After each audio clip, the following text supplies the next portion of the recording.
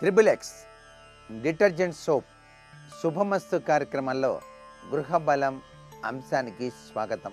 ఇంటి యొక్క విశేషాంశ వాస్తురీత్యా ఇంటి లోపలి యొక్క దోషములు ఏమిటి అని గనక ఆలోచన చేసినట్లయితే కేవలం ఇంటి యొక్క దోష తత్వాల్ని గనక అర్థం చేసుకొని వాటిని గనక ఆచరించినట్లయితే చక్కటి సఫలీకృతమైన ప్రభావంతో జీవించడానికి ఆస్కారం ఉంటుంది.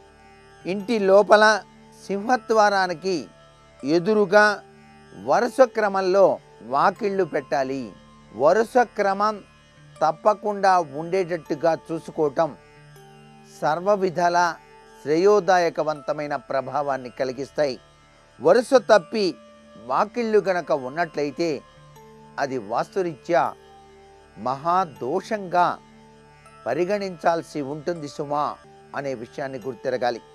సరి సంఖ్యలో వాకిళ్ళు ఉండటం సర్వే సర్వత్రా శుభదాయకవంతమైన ప్రభావాన్ని కలిగిస్తాయి అనే విషయాన్ని గుర్తిరగాలి.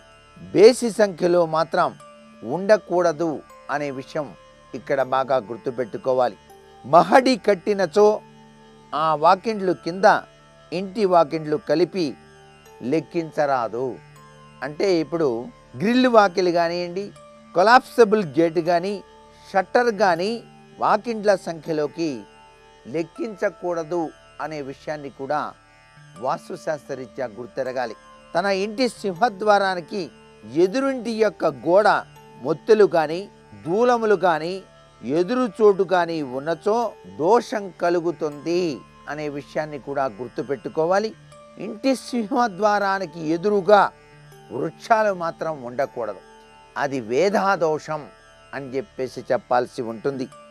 కార్తీక మాసంలో ప్రతి ఇంట్లో కూడా స్ఫటికలింగంతో గనక శివార్చన గనక ఆచరింపచేసుకున్నట్లయితే శివానుగ్రహ ప్రాప్తి సిద్ధిస్తుంది అని కూడా చెప్పవచ్చు.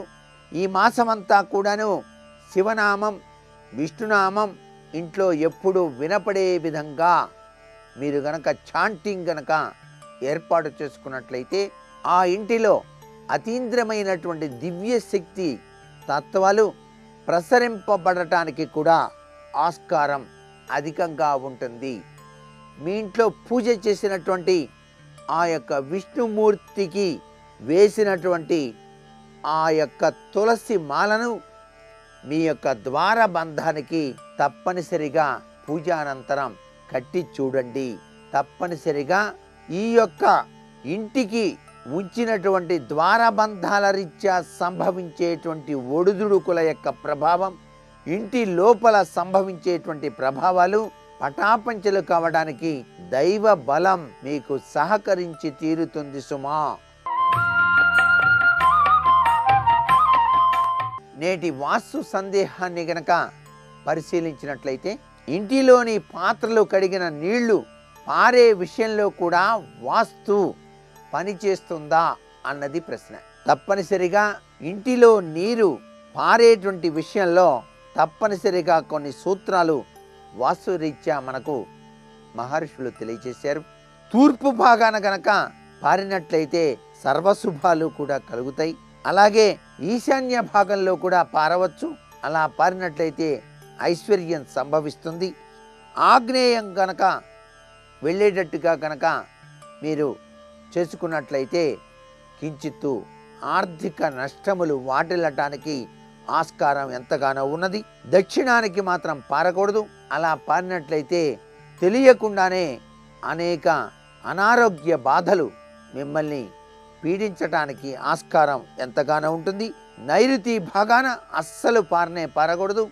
అలా పారినట్టయితే ఎప్పుడు అనారోగ్యంతోనే జీవించాల్సి వస్తుంది సుమా. పశ్చిమానికి కనుక పారినా కూడా అనారోగ్యమే సంభవిస్తుంది. వాయవ్యానికి కనుక పారినట్లయితే అకాల విరోధాలు రావడానికి కూడా ఆస్కారం ఉందని మన మహర్షులు చెప్పినటువంటి ముఖ్యమైనటువంటి విశేషాంశాలు ఇవి.